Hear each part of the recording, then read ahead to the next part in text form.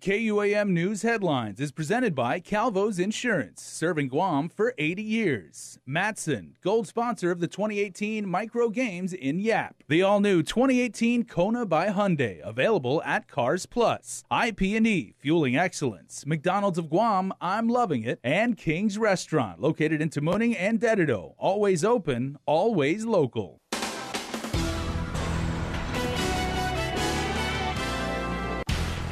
Coming right up on your primetime news, a Dedido mother is placed under arrest, accused of abandoning her newborn baby boy earlier this week. Plus tonight, trial is set for more than a handful of detainees accused in the killing at the Hagatnya lockup. And also, another forged signature is found on the petition filed for one gubernatorial candidate.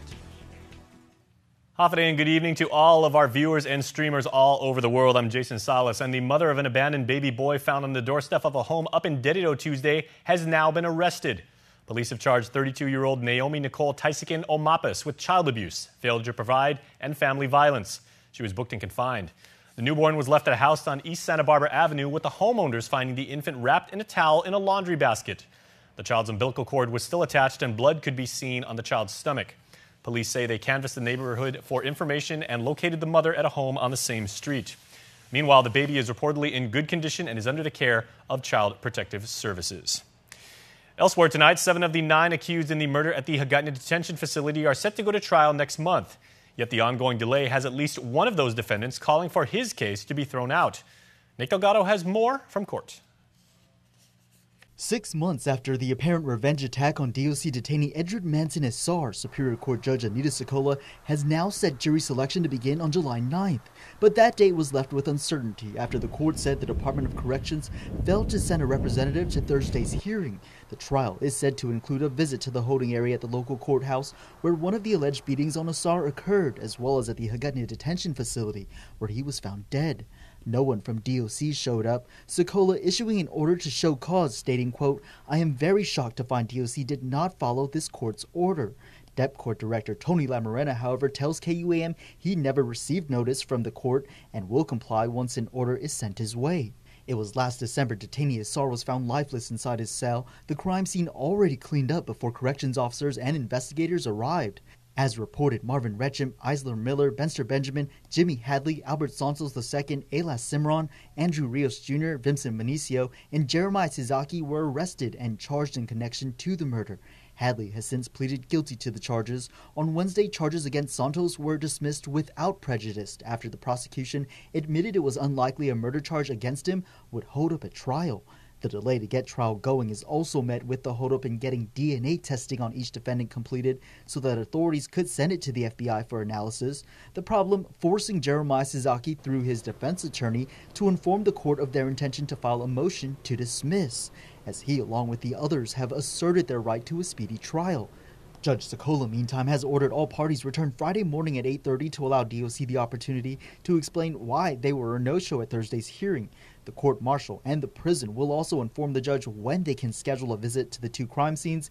That, they hope, would be enough to get the case going to trial on July 9th. Reporting for Guam's News Network, Guahusi Nick Delgado. Nick, thank you. In other news, a man accused of killing his co-worker earlier this year could be released from prison and placed under house arrest. Jonathan Ross Pangilinan, who has since pleaded not guilty for the murder of Librick Manglotnya, appeared in court Thursday morning.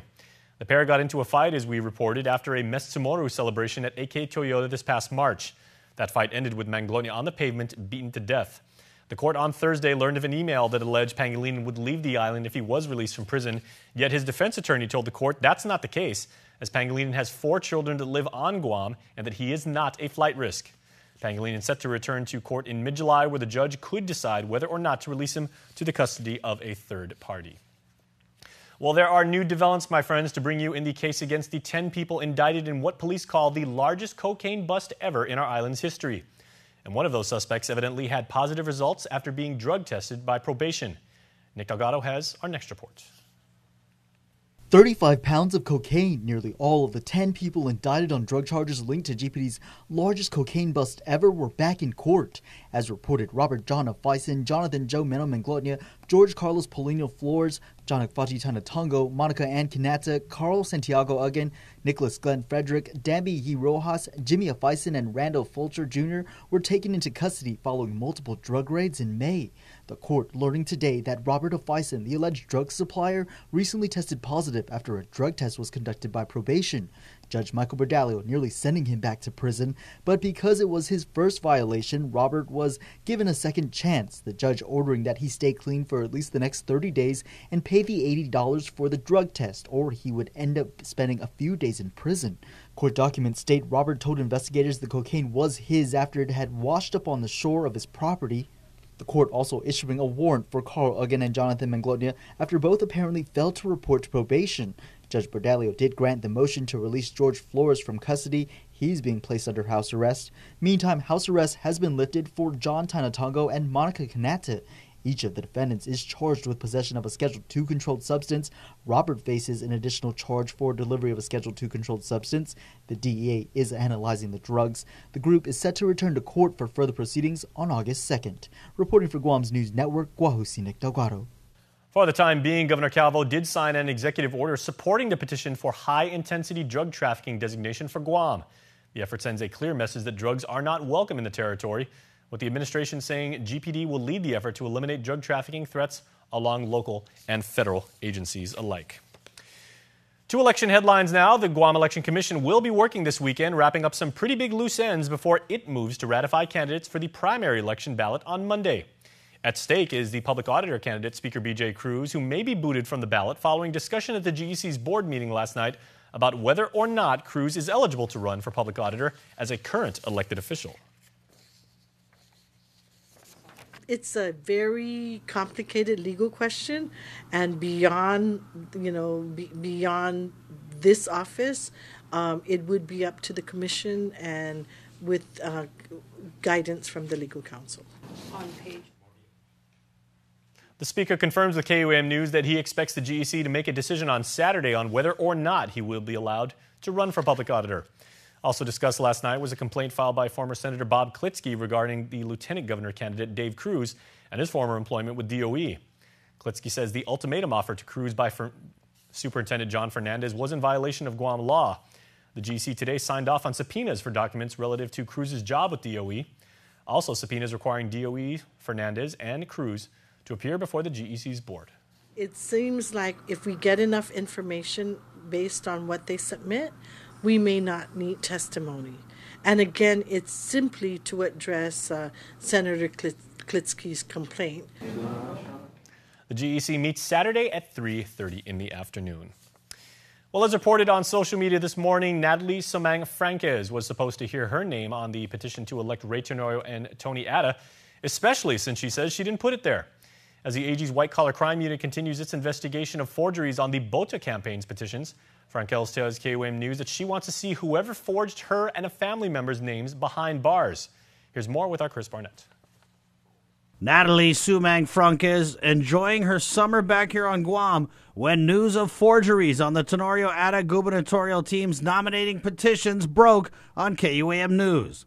Some friends noticed Natalie's name on the petition. They text me, and it just so happened that I'm here, and I was like, okay, no, this is not me, because first of all, that's my maiden name, so there's no way I could have signed it, and it's just, they were freaking out too. Franquez adding her name to the growing list of forgeries on the BOTA petition circulated by Guam Contractors Licensing Board Director Eduardo Ordonez. Ordonez claiming he passed his petitions off to an unknown Tenorio Atta campaign worker and signed off on them when the volunteer returned the petitions. So, Natalie, is this your signature here? No. And this is your stepfather's name. Is this your stepfather's signature? No. The AG's White Collar Crime Unit actively investigating the Tenorio Atta campaign in the heat of election season. When asked for comment, AG Elizabeth Barrett Anderson basically saying when it comes to ongoing investigations, her lips are sealed. No comment. Yeah.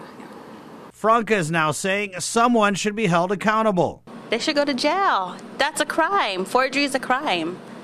I mean, it's not right.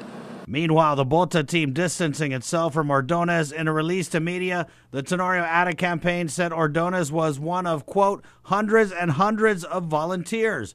But Ordonez told KUAM News he was called by Governor's Deputy Chief of Staff, Rose Ramsey, the night news of the forgeries broke, meaning he's probably more than just another Bota campaign volunteer.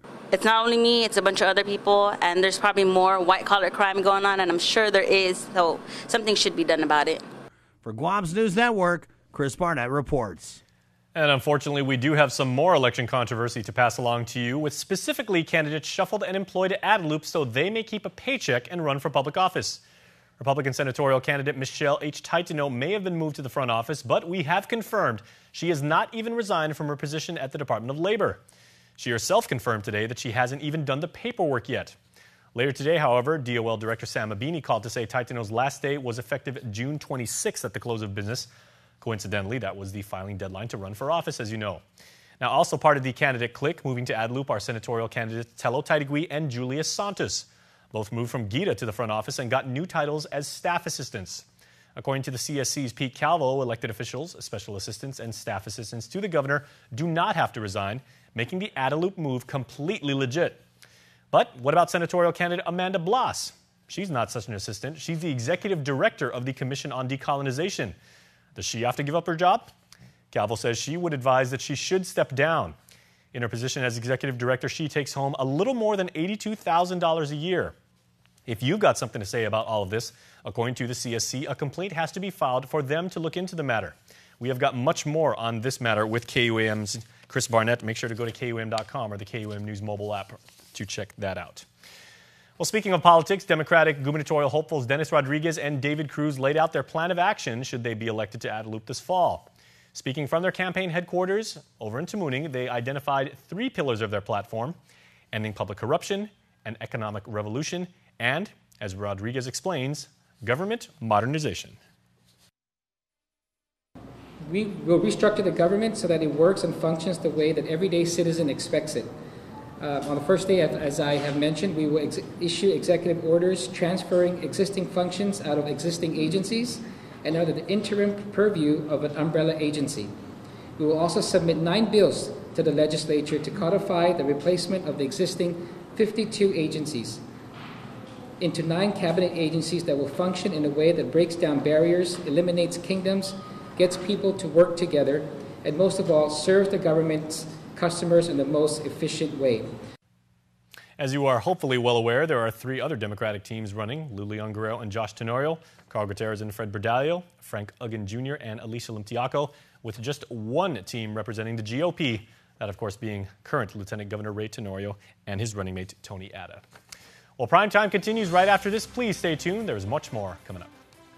There are more ways to experience KUAM News than any other source on Guam. Download the KUAM News app for your Apple or Android device for 24/7 news, sports, videos, weather, streaming with KUAM radio, and important news alerts. And stay connected at home with Guam's first app for Apple TV. All available now from the App Store. A simple handshake. That's all Jake Calvo needed when he started his company. Today, 80 years later, we like to say thank you to all of you who have taken our hand in trust.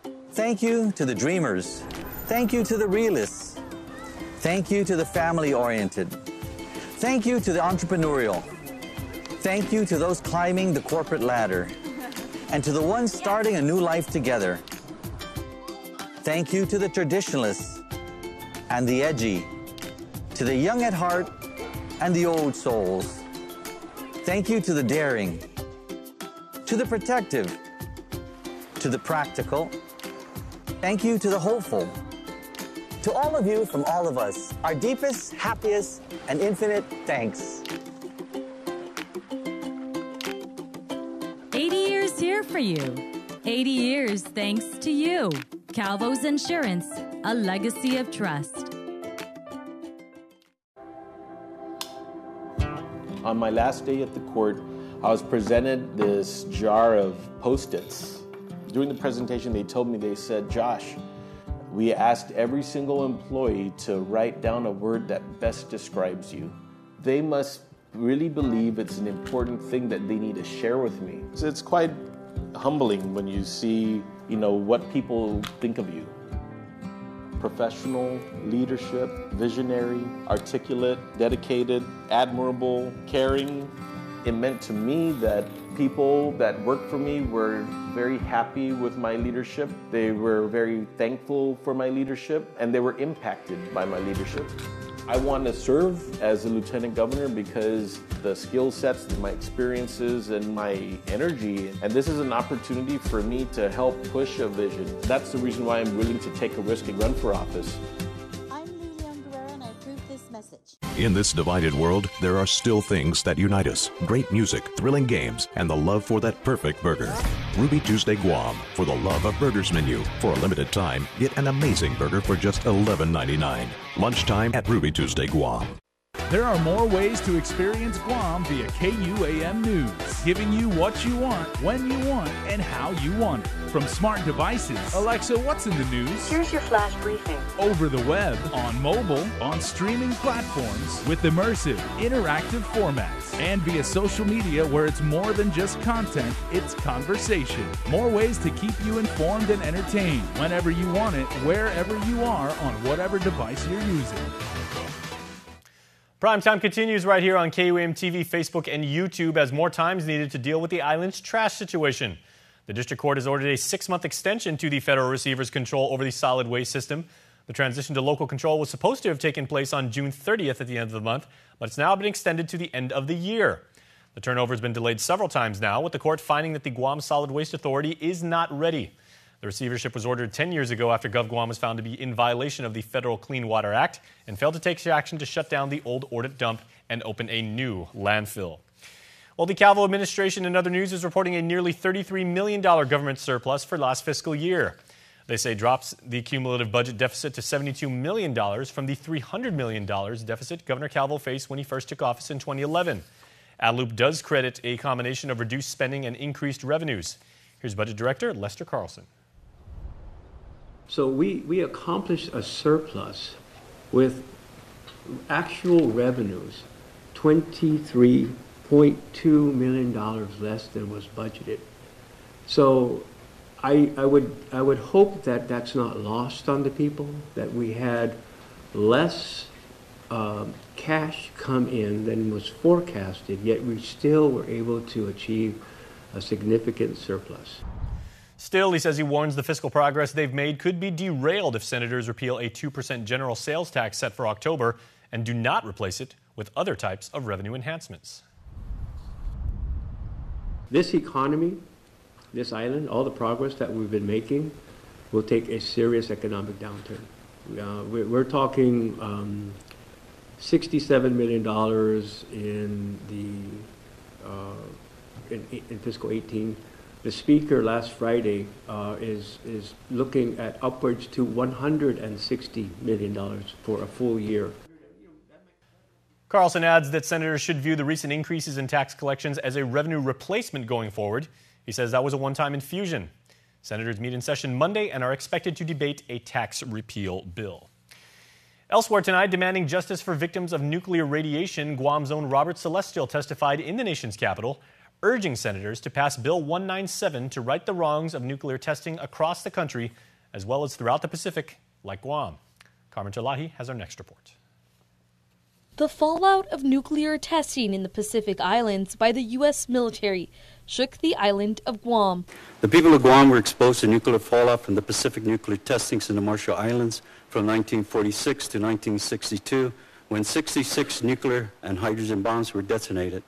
It was without their knowledge and consent that throughout those years they were exposed to ionizing radiation such as iodine-131, strontium-90, and cesium-137.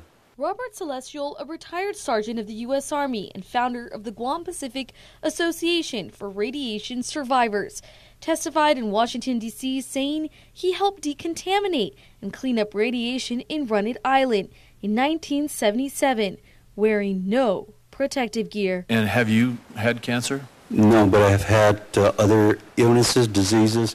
When I left Inuitak, I found myself up here in Walter Reed with other Inuitak cleanup veterans, and they were doing tests on us because When I got back to Fort Benning, my whole body turned with like boils and red all over. And mirroring testimony from citizens living in New Mexico, Idaho, and the Navajo Nation, Celestial says radiation has affected generations.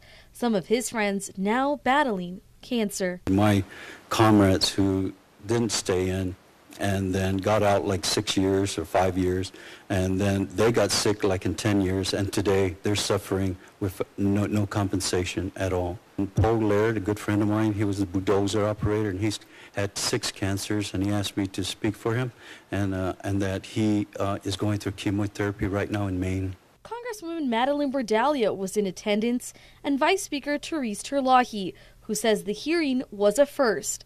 Bill 197 would amend the Radiation Exposure Compensation Act, or RECA, to include those who resided in Guam from 1946 to 1962, suffering from radiation-related illnesses, allowing free medical care and up to $150,000 in compensation. These folks that are represented here, the pictures that were shown, these are real Cold War victims, and we need to, as Senator Crapo and Senator Booker have said, we need to bring justice to this situation. Celestial is hopeful that the bill will pass with senatorial support, which would be a victory for Guam survivors of radiation. Reporting for Guam News Network, I'm Carmen Victoria Terlahi. And speaking of federal matters, Guam Congressional Delegate Madeline Bordallo once again has been selected to serve on the House Senate Conference Committee to work on the final version of the fiscal year 2019 National Defense Authorization Act. The House version of the act includes provisions for relief for the H-2B worker crisis on Guam, provisions relative to the military buildup, and more than $370 million in military construction projects, among others. Bordallo is the top Democrat on the Readiness Subcommittee, as well as a senior member of the House Armed Services Committee. Congratulations to her. Stay tuned, everybody. Sports is coming up next, but first, your island weather.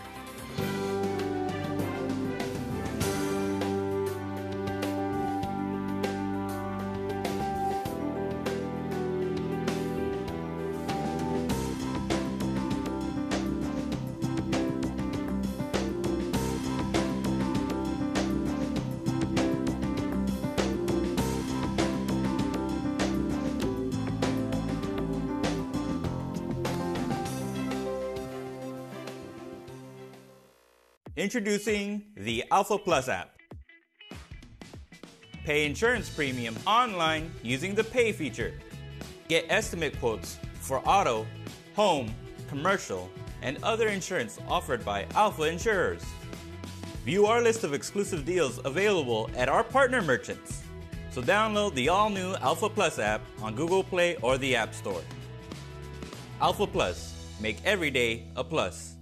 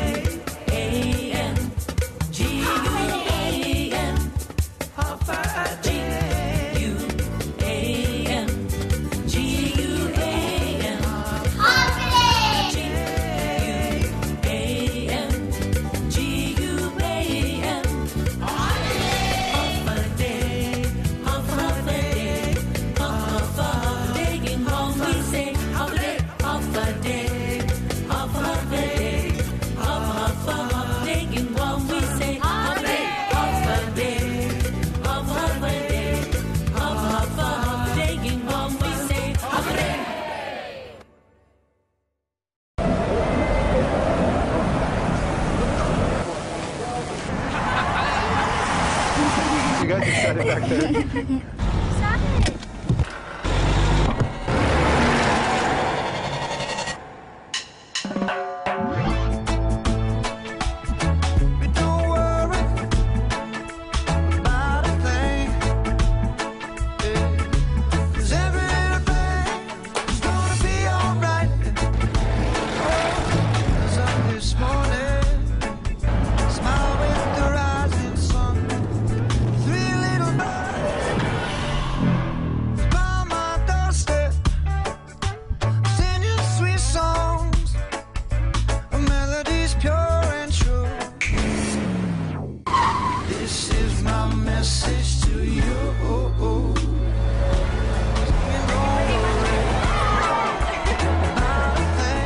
KUAM Sports is presented by Triple J.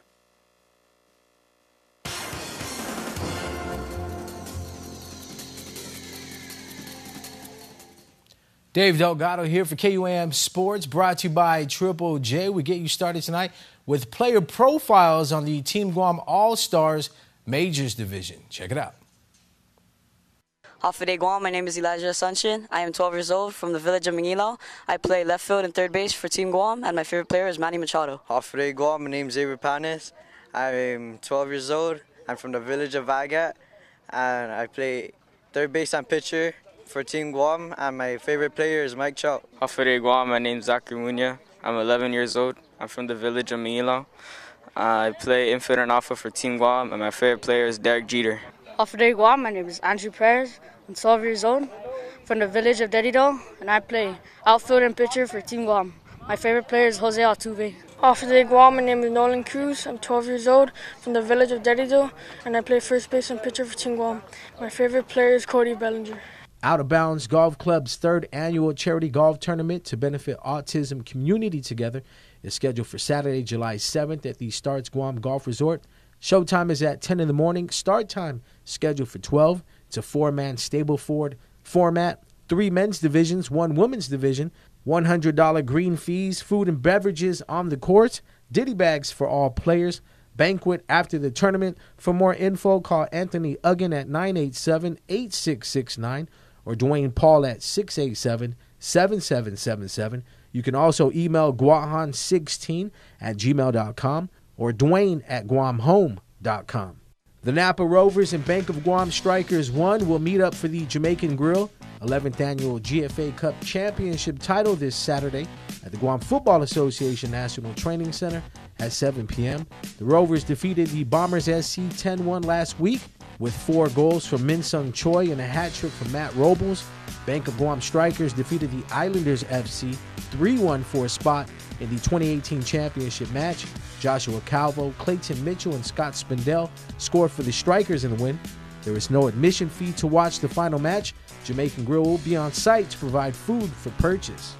The 2018 Team Guam All-Stars Kyle Ripken 9-year-old presents the Home Run 2K and 5K Run Walk this Sunday, July 1st at the Teason Fields. Showtime is at 5 in the morning. Go time is scheduled for 6. The cost is $10 per person or $15 on race day. For more information, call 747-5887. Well, that's going to do it for sports. We're back right after this. We only have 30 seconds to describe the newest specialty flavor in the Signature Crafted Recipes collection by McDonald's, Garlic White Cheddar.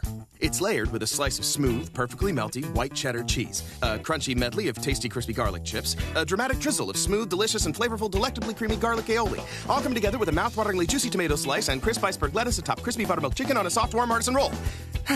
Luckily, you can take all the time you need to savor every bite. The Signature Crafted Recipes collection by McDonald's. We're celebrating our 135th anniversary today, both in the outlying regions on which we hub and also here in Guam itself. It means so much to our team here in Guam. It means a lot to us in the Matson management team because what it says is we're here to stay. It's a real physical manifestation of our commitment to this region. It's so important that we hire locally, we develop talent locally, we train locally.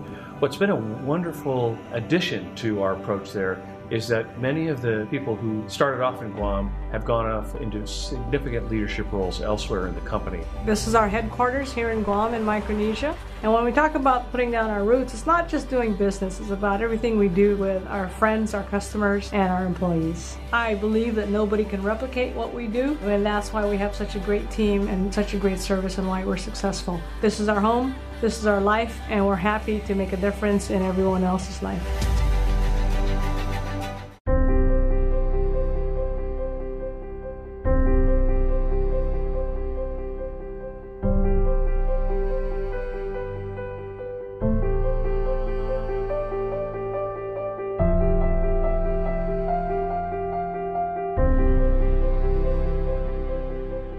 When you purchase a vehicle from our dealerships, we give back to the American Cancer Society and Guam Cancer Care. With your help, together, we've raised over $400,000.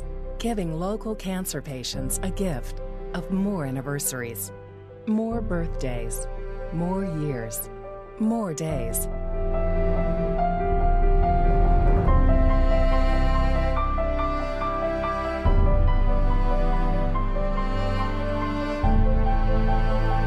Together, we're giving them the gift of time.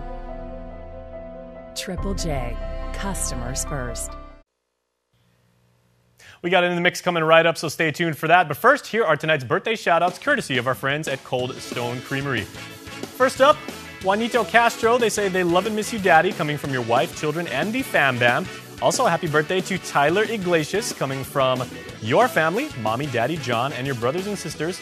Also, happy birthday number 8 to Galvin Alcantara, Dodgers champ number 20. This comes from your baseball fans. And Ku'ulani Conception from your family, as well as your Nino. Happy birthday to everybody. Hey, I'm back here. Happy birthday. I was actually getting the cake ready, so make sure you register on KUAM.com, and you can be a part of the club too. As promised, In the Mix is coming up. See you there. Closed captioning is brought to you by IT&E.